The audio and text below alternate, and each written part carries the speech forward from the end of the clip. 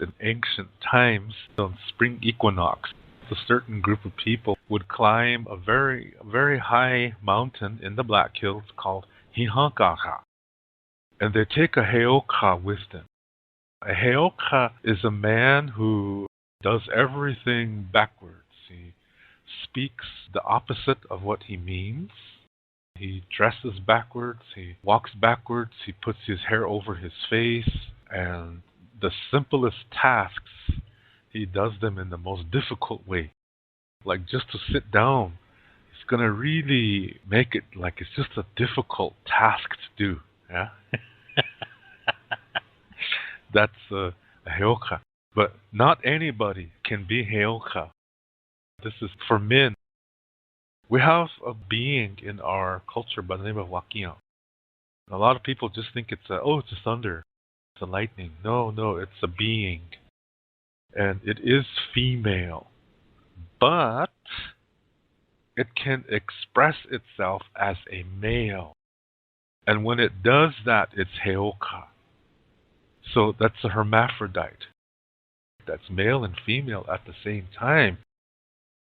They're not bisexual, they're not transgender, they're not gay. No, they're male and female at the same time. That's what Wakiya is. And when she expresses her female side, it's this thunder being. And that represents cleansing. Now, when she expresses her male side, it's Heyoka. And Heyokas, they do things in reverse and opposites. A lot of times, what Heyokas do make people laugh. And laughter is cleansing. See, a Heyoka is still about cleansing. And when you send out a healthy communication, it comes back to you 4 times as strong to bless you. So when a Heyoka is making people laugh, he's giving them medicine. That's a healthy communication. That act of making people laugh is going to come back to him to bless him. But the reason why this is for men is because this is the male attribute of Wakiya. These Heyokas can call the thunder. They participate in certain ceremonies that have to do with healing, like healing of the mind. Because reality begins within. Your brain sends out things, and your heart interprets those things. When you experience a difficulty, you feel a certain emotion, but then you still have to bring in your mind to start learning from it. After you express the emotion in a constructive way, you bring in your mind. Because that's where the key is in the mind. But it's using your heart and your mind together. That's how it works. Okay, so these people climb on top of Heyoka and they do a certain ceremony up there, and it's called Yate Iwaki Chipi. It involves calling the thunders. But Yata Iwaki Chipi, this does not mean calling the thunders back. It means something else, but I'm not going to translate that for you because some of you might say,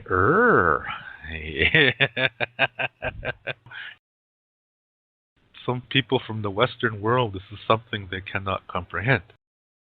I'm not saying I'm better or that this knowledge is better than you. No. It's coming from a very, very ancient perspective. And people today who are dualistic, something like this might gross them out. They can't comprehend it because duality limits your understanding and comprehension ability. But the purpose of the ceremony is to call back the thunders. And the only person that can do that is the Heyoka. Because they are involved. They are called by the thunder. When a man dreams of thunder and lightning constantly, today's modern dualistic person is going to think, oh, that means I have the power of the thunder. No, you don't. Just women do.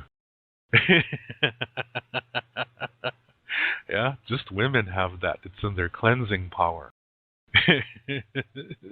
No, if a man dreams this, that means he's supposed to be Heyoka. So he has to talk to a medicine man right away. Because if you avoid it, it could kill you. That's the dangerous thing.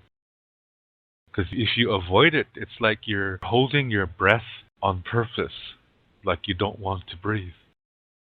So it's actually not the thunder that's killing you, it's you that's killing yourself.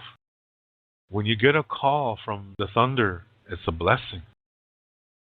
But it can only be men who dream of it, because the Heyoka is the male attribute of Wakia, the thunder being.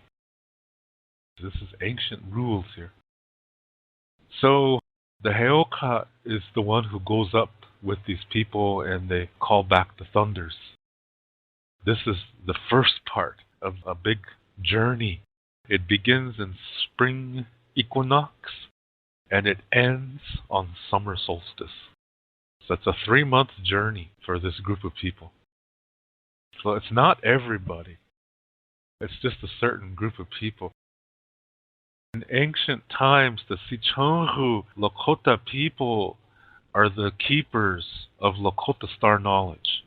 There's a lot of stories that involve the star people and the Sicangu Lakota people. Today, the Sicangu Lakota people live on Rosebud Sioux Reservation and Lower Brule Sioux Reservation in South Dakota.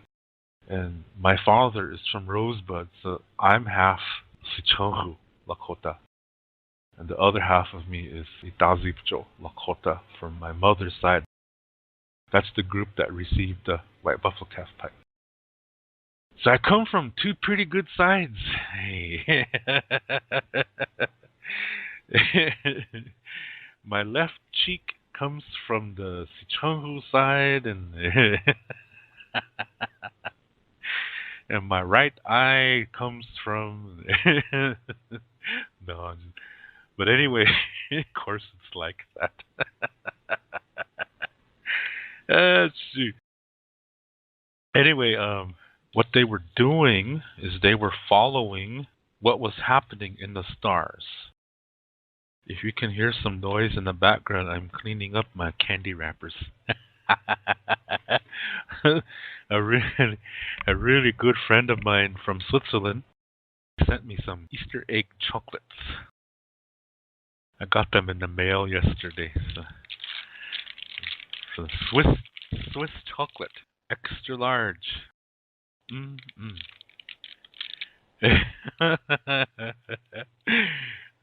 Okay. Yeah, this is really good stuff. Yeah, really good stuff. I have to kind of control myself there. Swiss chocolate is good. It's really good. Anyway, we have our own star constellations, as every tribe has their own thing too.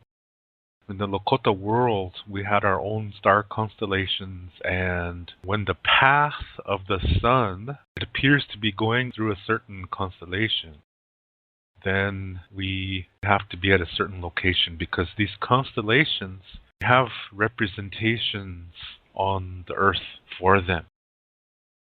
So when something is happening in one constellation, we have to go to that location, representation on the earth, and do a certain ceremony. And then as it goes through another constellation, then we move to a different location. Now remember, this is just a small group of Lakota people that are doing this. And this begins with spring equinox. And it culminates at what we know as Matotipila.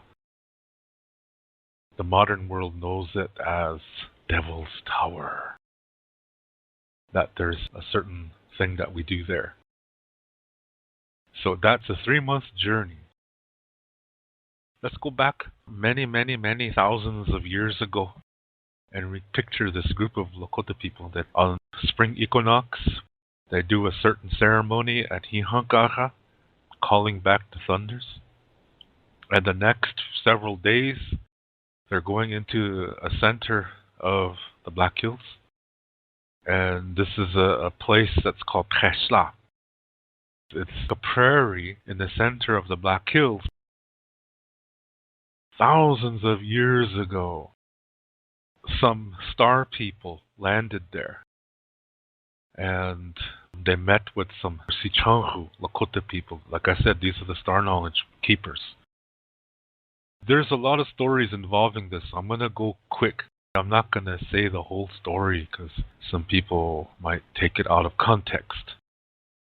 But what basically happens is that two Lakota women went with these people. And one stayed out there. The other one didn't like it up there, so she came back.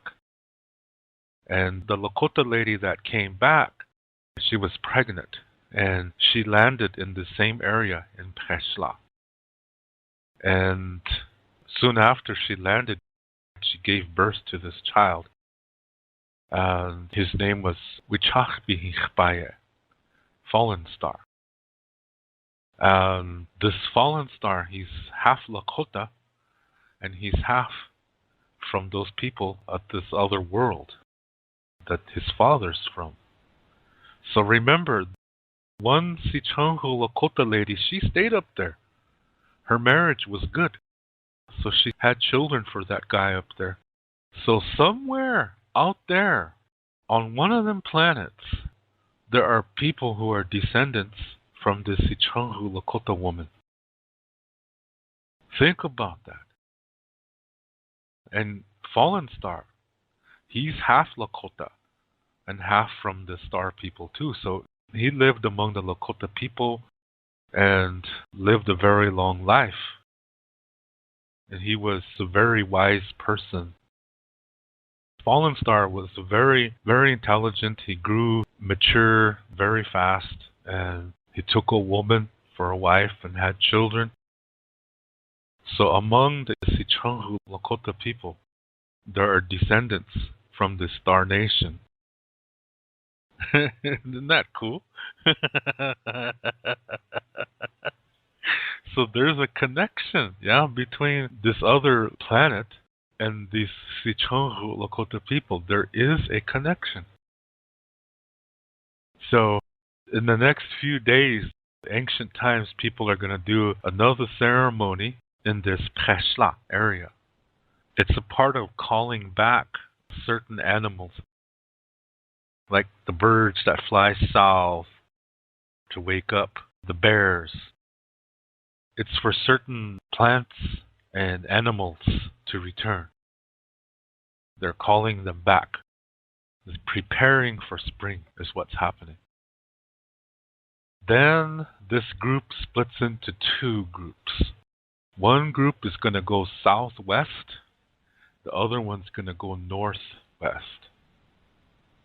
The ones that go southwest, we'll call them the southwest group. Okay, they're going to go close to the Rocky Mountains, and they're going to go to a place where there's a lot of lava rocks. And the northwest group is going to Matotipila. Today, people know it as Devil's Tower. And they're going to be there for 2 months. And they're going to be making preparations for the summer solstice ceremony. I'll talk about that ceremony on summer solstice. The southwest group, like I said, they're gathering lava rocks for this ceremony that's going to happen at Matotipila. So they're gathering a bunch of rocks, and what they're going to do is they're going to bring them to the northwest group. So when you look at this path from above, from Preshla, and how they split into two groups, where the northwest group goes to Matotipila, and the southwest group goes to the Rocky Mountain area, and then the southwest group swings back to the northwest group. When you look at this path, it looks like a buffalo skull. That represents something too in the stars. This Matotipila, where they're going to have that ceremony on summer solstice, it would be called Pteheri. And there's another location called Iangara. This is where creation on this planet begins. And this is called Pteher Sapa. So the names mean certain things for these ceremonies. So this is something that happens every year. And it's going to end on summer solstice. And I will discuss that when summer solstice comes. Now, why do you think they're gathering lava rocks? Why not just normal rocks? Well, the blood of the earth is lava. A lot of people think it's water. No, no, no. That's not the blood of the earth. The blood of the earth is lava. It's from within the earth. So it has the tone from within the earth. So that's sacred. That's very sacred. This is why they're going to use those rocks to bring energy from the center of the earth into this ceremony. That's the reason why. The beginning of creation, the earth was formed by pieces of anything just smashing into each other. Our creation story is very, very similar to the Big Bang Theory. Not that comedy show. No, the actual Big Bang Theory. It's similar to that. Not exactly, because there's some differences. When pieces of creation are just flying all throughout the universe and some eventually they're bumping into each other and they're forming into huge objects, and next thing you know, these huge objects collide with each other. And after billions of years, planets start to form. So when they first form, they're very hot. Lava is constantly flowing over the surface. And as it starts to cool down, it creates the ozone. And next thing you know, a water cycle is created. So water comes on the earth. It's all like a chain process, like a domino thing. It's pretty cool, actually. And in Lakota star knowledge, they say in the beginning, the earth, her name is Makha.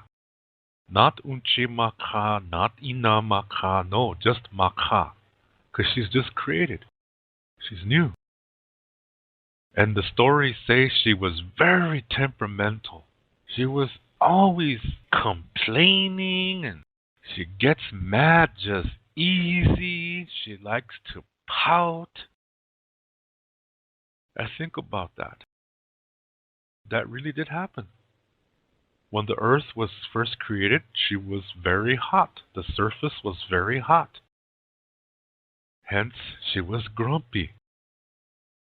She was complaining all the time. She never was satisfied. Even if she got her way, she would still find fault with it. It's like a little child. So it matches how the earth was in the beginning. She wasn't this wise woman and oh, I just love everybody. She wasn't like that. She was really no good. Oh gosh. But she developed as she cooled down and the water cycle formed and the 4 times came into effect. The 4 times being the day and the night, the month and year. Because there's a bunch of things that happen that set up the 4 times. So after all these things happen, the earth grows up and she becomes wise. She becomes very motherly as creatures come on the earth and then later humans. She creates things so that everybody can live on her. And she loves everybody. So she develops into a wise person and then grandmotherly. So in the ceremonial way, they say Unchimaka. But when she was born, when she was created, there was blood all over her. That's the lava. Now think about that. That happens to people too. When babies are born, they come out, there's blood all over them. A lot of animals are this way too. A lot of plants bleed red too. And this is why red is sacred. It represents blood, which represents life. So when you hear an Indian say red represents Indian people, no, no, no, no, no. In the Lakota Star Knowledge stories, it never says we are Oyate Luta. That would mean the red people or red nation. It never says that. It calls us Ikche Oyate, the common people. That's what it says. It doesn't even say Lakota at all. It calls us human, the common people. Ikche Oyate. So red represents life. So the lava rocks, that's the blood of the earth. This is going to be involved also in this summer solstice ceremony. That blood is going to be a part of that too. It's life. So that the people may live. That's why they say that. That's why red is sacred. So when you hear somebody say Chankuluta, and if they say that's the Indian way, no, that's false. It's not the Indian way. Chankuluta is the road of life. Chanku is road. Luta is red. For anything that's alive, you say Luta. If it's not alive, you say Sha. So this is just some background information. So that's why they're using the lava rocks for this summer solstice ceremony, because lava is the blood of our grandmother Earth, and blood has Tu in it. It's sacred. Tu is part of what makes life possible. Life is more than a brain and a heart working and lungs breathing. The Tu is very much involved with this. So the Tu in blood is what makes it possible for life to be here. So this ceremony is going to involve something to do with blood. I'll leave it at that. But this is what started. Thousands of years ago, one group is heading towards the Rockies, the other group is heading towards Devil's Tower or Mathotipila. They're going to prepare now. They have 2 months to prepare for this summer solstice ceremony. Isn't that neat? And they do this every year so that the people may live. To read more about Lakota Star Knowledge spirituality, you can read my book called Wichocha Otechike. You can see the book cover on the right side of this screen. This book contains the information to what I talk about on my Lakota spirituality videos. To purchase this book, please click below where it says Show More. Clicking on that link will open up the description below, and there you will see a link called To Purchase My Books. As you will see, it's an eBay link. Click on that eBay link, and there you will see the information to get this book. Lila Pilamayelo. Thank you very much.